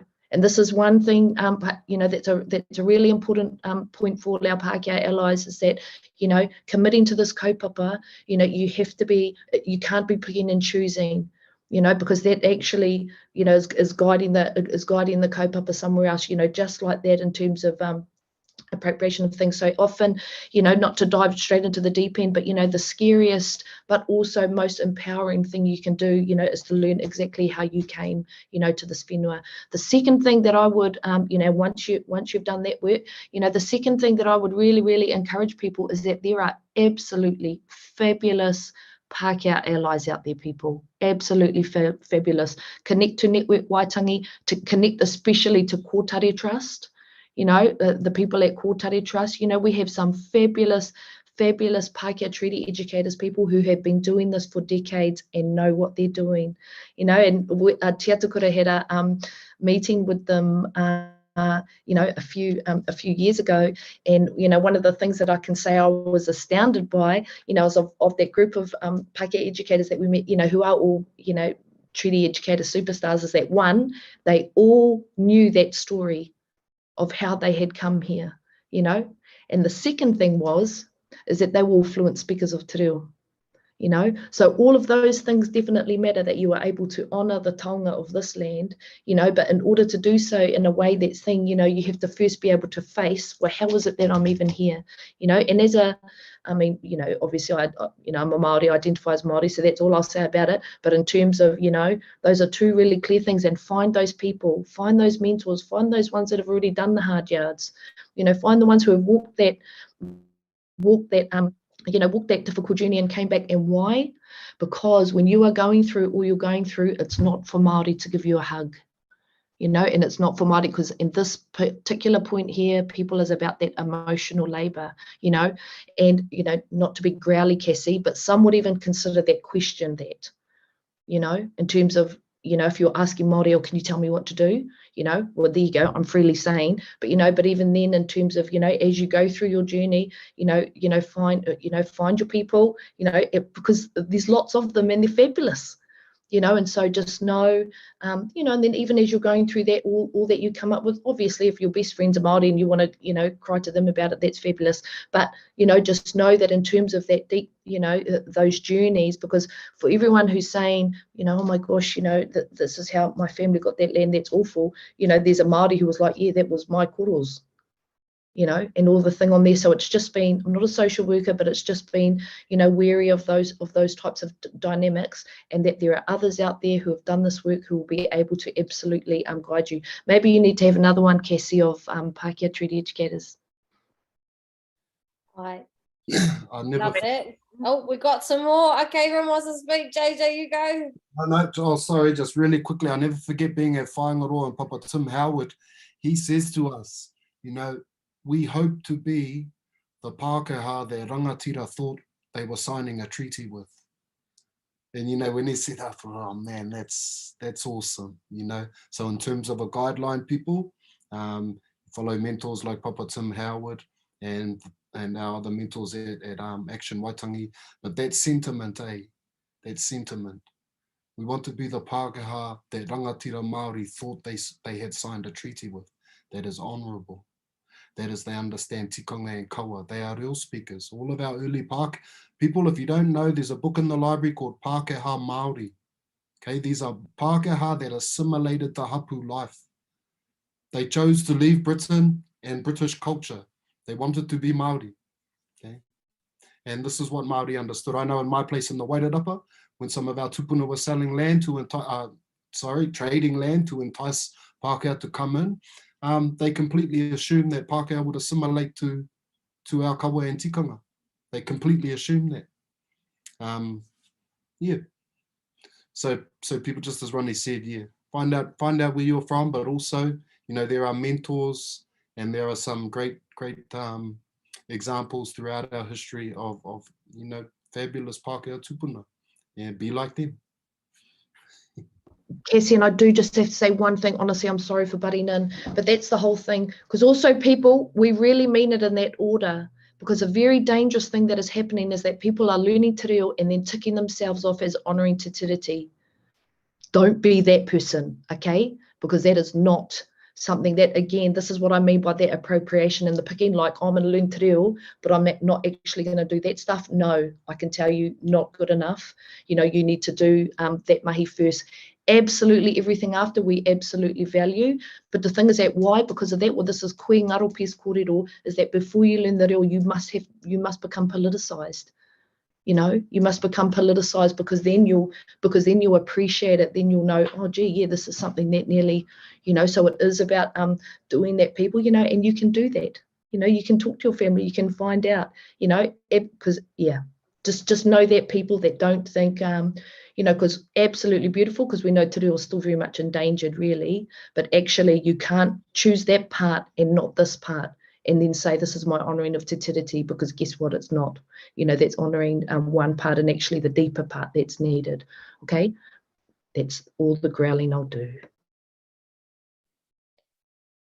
Kia ora, Veronica. Keri or Kahu, did either of you two have any whakaaro on that one? Yes. Okay, so my mate Hayley Cordway has been talking a lot recently about this idea of being in right relation and to the whenua, to your whakapapa and to other people, and I think that's a really cool one to come into as a Pākehā person. Māori spaces or kaupapa Māori is bringing with you the tools so that you can be in right relation with those who you are working with. And for me, I think that's where I reinforce the point around, you know, articulating for yourself who you are and what your whakapapa is. And I know that's not a privilege afforded to everyone, and for some that is a mystery, but if you do have that privilege of knowing your whakapapa and where you come from, bring that to a kaupapa, you know, as a way to articulate, this is who I am. And, you know, my queer on my Pākehā side, she can do 18 generations of our Scottish whakapapa. So she gets me when I talk about being proud of being Māori. Bring that with you into your space, and just be willing to whakawhanaunatanga, go and do the mahi and be part of the kaupapa. You know, I'm only young, but you know, when I go into this mahi or when I express an opinion, that's the combination of every marae hui I've ever been to, and every time I've sat with a kaumātua and brought them a cup of tea, and every time I've, you know, sacrificed to work or uni to go to something, or vice versa. And it's the combination of 24 years of just being a part of a te ao Māori world. And so coming into a kaupapa or this kind of constitutional transformation mahi, bringing Te Tiriti into your workplace, whatever it is not going to be an instant thing. And for those of us who work in this kaupapa who are Māori, you know, we are here because we've brought the whole life of our experience with us. And so, you know, it will take time to figure out how to do that. And also, you know, in terms of when and how to speak, you know, that will be challenging. That's not just for tauiwi, for Pākehā, that's for Māori too. You know, there will be times when we speak where we're called out rightly or wrongly, and that's kind of an inevitability of the kind of kaupapa, and just be willing and open to that. You know, this is just part of being in the mahi, not just for Pākehā, but for those who are Māori too. But I just hope that when we do this kaupapa, we can cultivate environments of trust, whakawhanaunatanga and connection, where that hard kōrero that needs to happen within Aotearoa can be done well. And that's, you know, why I admire the works of the likes of Kassie, because I feel like you really bring that to spaces where I've been in with you, and what I really look to as a model for how to hold space for kōrero amongst, you know, fellow Māori or Pākehā and Tauiwi as well. Kia ora, I just want to add a couple of things. My role at the University of Otago Wellington School of Medicine is to decolonise our medical students.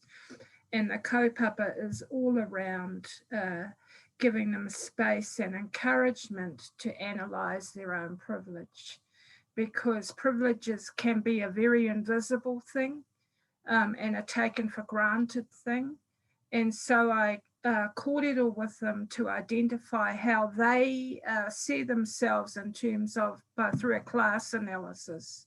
And the majority of them see themselves as middle to upper class. So they come from privilege, and then we unpack that kōrero in the spirit of my late whanaunga tākuta Iri Hapiti Merenia Ramsden and her kōrero around cultural safety. So that's over 200 students a year going through that in-depth analytical process. Kia ora iho mā. Thank you. And again, we won't get to all your beautiful questions, but this one has been coming through, and there's two that are related.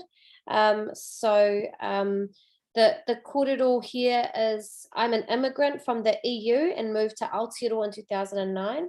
I'm deeply grateful that I was accepted and allowed to build a better life for myself here, but I also feel like a complete outsider. Where do I fit in with regards to Te Tiriti? And a related one there is, kia ora, thank you for the gems in this kōrero and the time and knowledge you have gifted us tonight. Often we talk about Te Tiriti in context of Pākehā and tangata whenua relationships. What additional work is required to bridge the relationship between tangata whenua and non-Pākehā tauiwi, both new migrants and growing up here, when we may also be encountering oppression? Any whakaaro? Just on that very last point, and it's not so much a whakaaro, it's just a rōpū I'd like to mihi to. Asians for Tino Rangatiratanga is a really beautiful rangatahi rōpū of Asian whanaunga doing Te Tiriti mahi and upholding kind of the visions of Tino Rangatiratanga. And I think if you are tauiwi or Pākehā or tangata tiriti or whatever, yeah, that's where I look to, you know, really beautiful models of how we can all work together and amplify each other's kaupapa. Yeah. Yeah, tautoko that kōrero would be the same thing for those of our, you know, friends and whanaunga who are Pākehā, you know, is that there's absolutely fabulous, you know, groups out there such as Asians for Tino Rangatiratanga, such as I also, Jay and I are currently working with the multicultural council in terms of some of the work that they are doing. For example, they had translated into, I'm not sure how many different languages, the Treaty of Waitangi, and then through our workshop realised, oh, and Te Tiriti actually says something different. You know, they didn't know, and so we're now working with them to actually be able to communicate with our other whanaunga, yes, and this is what Te Tiriti says. And so there are groups out there, people that are doing, you know, really amazing work, because we have noticed that that is a huge point where people who aren't Pākehā, like, you know, we don't understand where we fit with Te Tiriti, you know, and so Jay and I can say, well, actually, yeah, you're part of that. What Kahu was saying, that tangata tiriti were actually those groups that have come over here, you know, with the crown. But that's all we'll say, because the rest of the journey then is for you too. But yeah, lots of amazing groups out there. If anyone else wants to put some links in there, you know, because especially if you, you know, we've got our ones in Tawiwi Mō Matike Mai Aotearoa, and that is not just a Pākehā group, you know, not just a Pākehā group led by some really yeah, amazing of our amazing peeps. Yep. In terms of teaching our medical students, we have I bring in key people from those communities who can kōrero through the issues that they've already addressed and dealt with in terms of a tiriti relationship. They're from different ethnic backgrounds, Maita. And it's about, for me, it's about the creation of a safe space and a safe context for them to kōrero and have their whakaaro heard, and then engage in discussion, because we don't know if we don't hear it. And that's what I say to our medical students: unless you're able to katia waha and huaki o taringa, you know, close your mouths and open your ears and listen to what's actually being shared by your colleagues, because the kaupapa is bigger than all of us. I love that. Thank you everyone for your questions. We have run out of time now, but what we're doing is we're taking note of these questions, and there may be an opportunity to be able to return to those in the future. For now, I just want to open up the space for our incredible kai kōrero. If there's any general kind of reflections that at this point you might want to comment on. Is there anything that you wish you might have said, had a chance to say, that you haven't up to this point? So just a chance for any closing kōrero from any of you. Look, it was just one last thing, whānau, you know, and once again, thank you so much for the space to kōrero.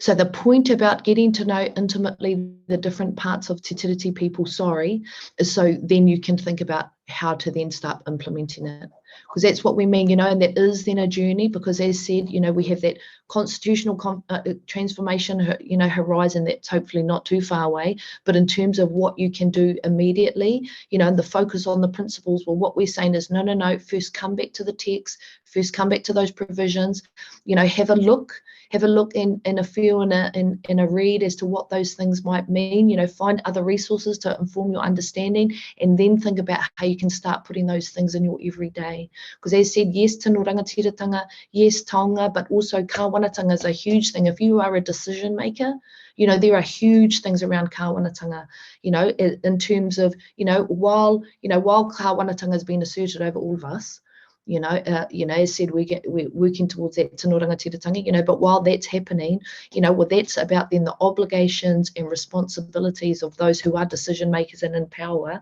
in terms of resources, in terms of engaging Māori expertise, you know, and that's just one example of one provision in Te Tiriti people. So it really is some of the resources that we've given to Kassie to share with those that came tonight, is we just have this really basic implementation sheet that starts to then flesh those things out, you know, starts to flesh them out, because as said, and you know, what is the point of going through the text and looking at each individual, you know, thing? each individual provision it's so that you're strategic, so that we actually can start strategically addressing some things, looking at what are some plans, what are some actions that we can take across these different areas. Because as said, tino rangatiratanga and taonga, definitely we'd say the most important parts, but as said, just like the nature of our claims, we're expanding that now. People, we've had lots and lots fight, blood, sweat and tears to get us to this point, and to honour everything that they've done, people like Ko Keri, it's our absolute duty to expand that right out now. Look at those other sections as well, start applying that analysis and taking action in the myriad of ways that we can.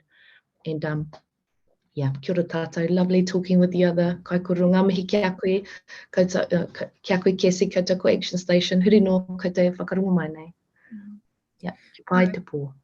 Hi, kia ora. I just want to say one final thing, and this is something that I encourage with my own children and my mokopuna, and that is to become but why kids, to develop a curiosity, to develop a questioning with regard to Te Tiriti relationships, never to be satisfied with the status quo, but always ask, but why? But why, but why, but why? So I encourage you all to become but why people, so that you can start to formulate that inquiring mind, because once you're on it, then it never leaves you alone, but that's a good thing.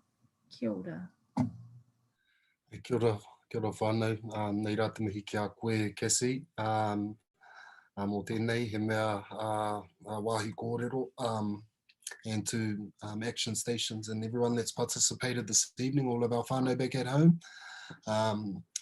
If I can leave with one last thing, it would be that, and just leading on from Keri and also from Veronica, from what they've just said, as Māori, it becomes quite draining actually to have to continue to educate and teach people, particularly some of our Pākehā whanaunga, hey?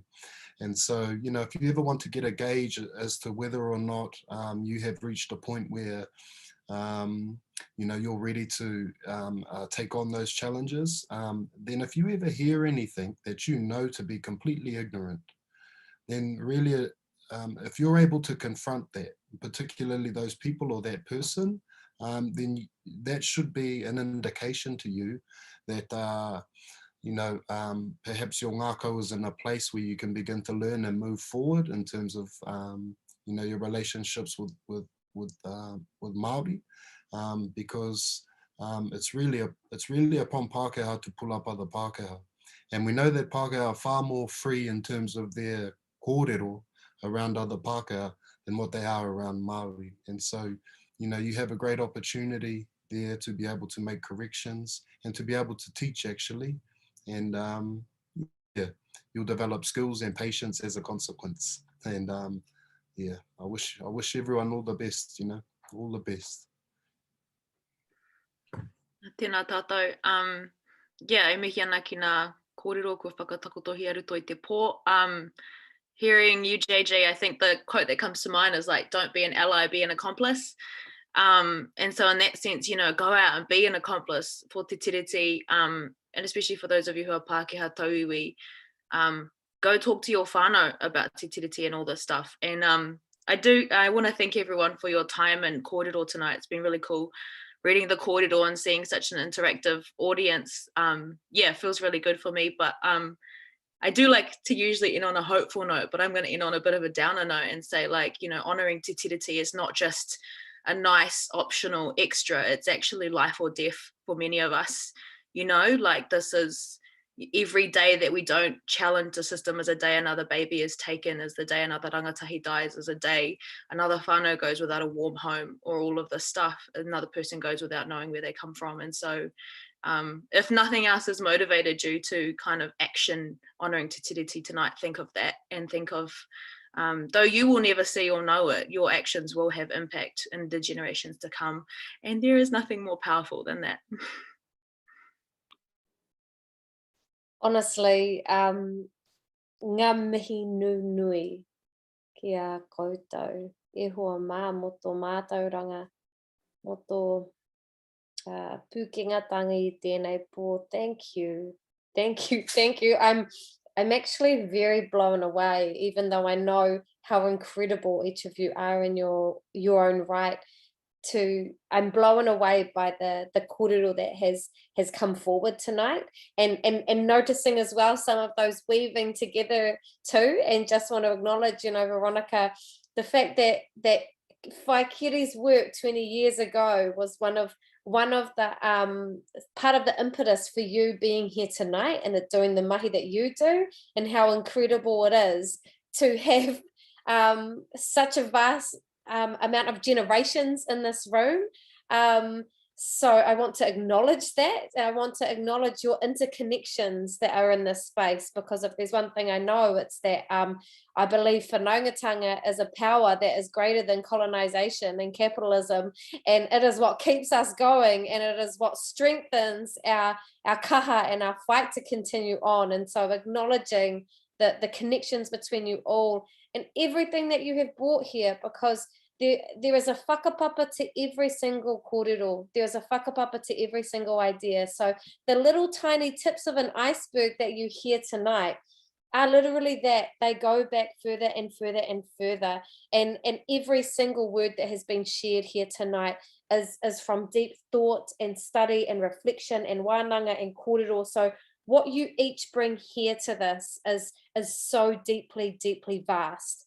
And I thank you very genuinely and seriously for sharing us with here tonight, because as you say, JJ, sometimes this mahi can be a bit draining. And as you say, Kahu, it's about life or death. And as you say, Keri, this is the kaupapa is bigger than all of us. And as you say, Veronica, too much. And amazing words, and enough to be able to say, get intimate with your te tiriti o waitangi. Aroha mai, but that is my takeaway. Get intimate, get amongst it, and do the mahi behind to be able to do the mahi out front. Yeah, so thank you to our kai kōrero for your time, and thank you for everyone who has joined on here. We've still got 223 people in this room. It's 8:32. You're still on the line, and thank you for your questions. Sorry that we didn't get to them all. A couple of things just before you jump off. First of all, is that we will be in touch with you probably tomorrow with more info and follow-ups from some of the kōrero from here. And we will let you know about the recording, because we'll just kind of decide how we honor this kōrero appropriately.